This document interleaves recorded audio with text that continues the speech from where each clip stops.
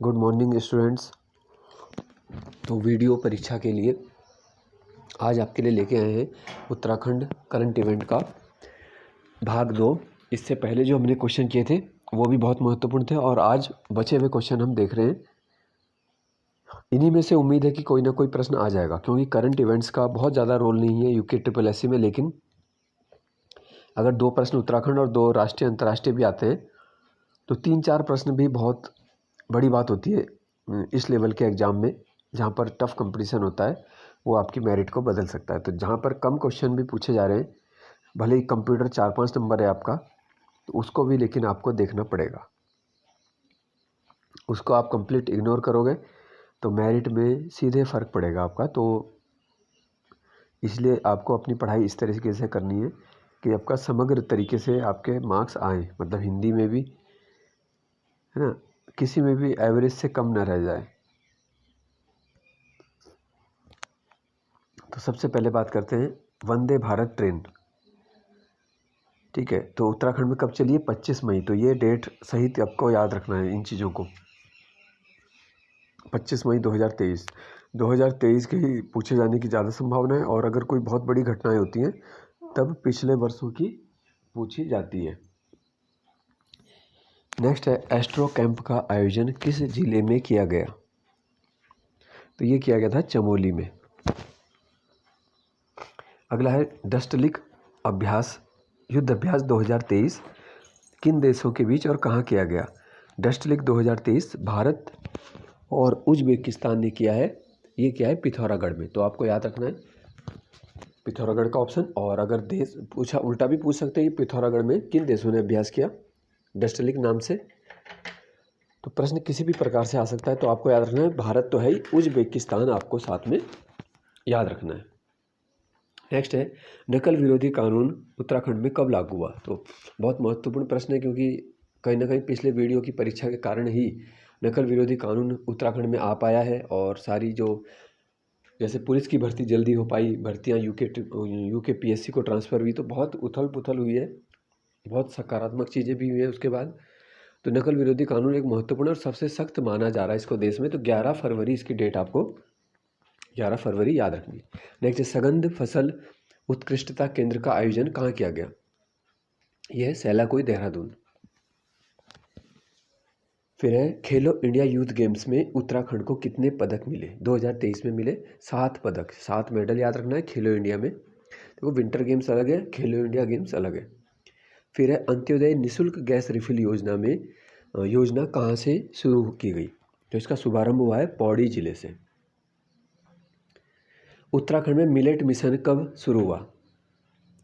तो देखो millet mission या मोटा अनाज या बाजरे का जो अभियान है, ये 2023 अंतर्राष्ट्रीय वर्ष के रूप में संयुक्त राष्ट्र मना रहा है, इसलिए महत्वपूर्ण है ये। तो मिलेट मिशन 16 फरवरी से उत्तराखंड ने शुरू किया, और इसके लिए अगर बजट पूछेंगे तो 73 करोड़ रुपए का है। तो 73 करोड़ भी आप याद रखना कि वर्तमान उत्तराखंड के बजट में 73 करोड़ की धनराशि दी जा रही है मिलेट मिशन के लिए, मोटे अनाज के लिए। इसके अलावा एक और फैक्ट याद रखना है इसमें कि जो श्री अन्न महोत्सव है वो भी देहरादून में हाथीबड़ कला में शुरू हुआ 13 मई को।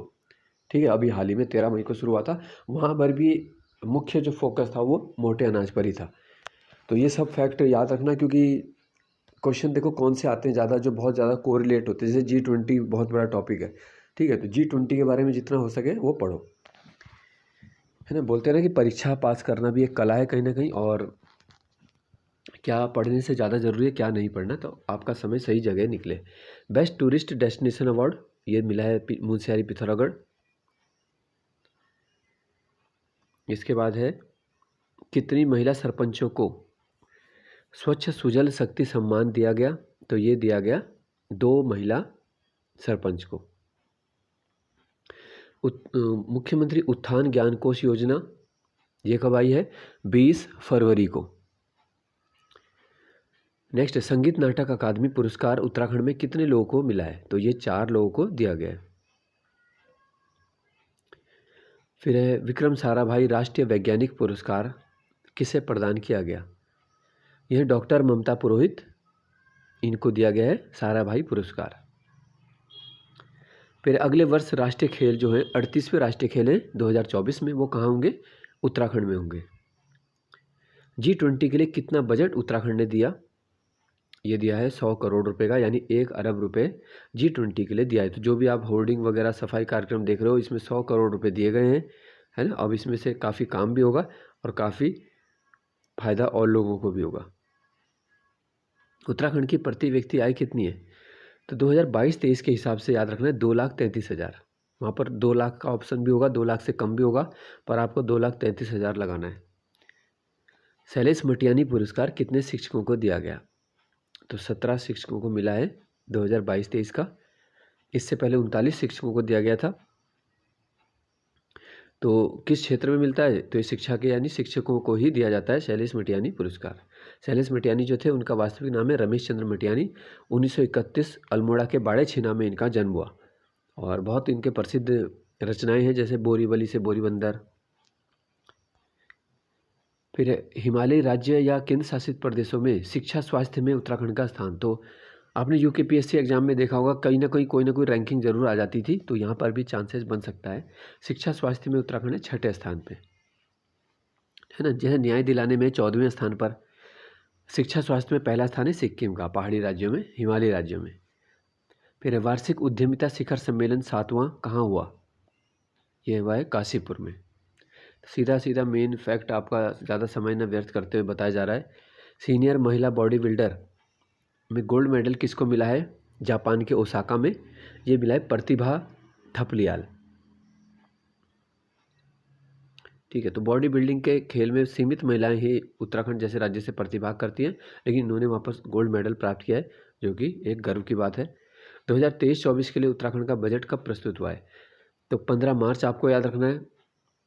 77,000 करोड़ से अधिक का बजट है और पिछली बार से 18% बढ़ा हुआ है। तो ये फैक्ट इसको याद रखना है बस। बजट में, बजट का अलग से भी एक शॉर्ट वीडियो मैंने बनाया था, उसको देख लेना, कहाँ किस मद में कितना खर्च हुआ है वो पूछा जा सकता है। फिर नई पर्यटन नीति कब आई? नई पर्यटन नीति है 2023।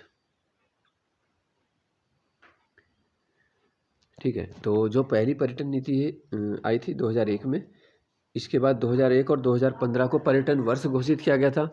फिर इसके बाद एक नई पर्यटन नीति 2018 भी आई थी। तो पर्यटन नीति 3 बार आ चुकी है, 2001, 2018, 2023। पर्यटन वर्ष पूछेंगे 2001 और 2015।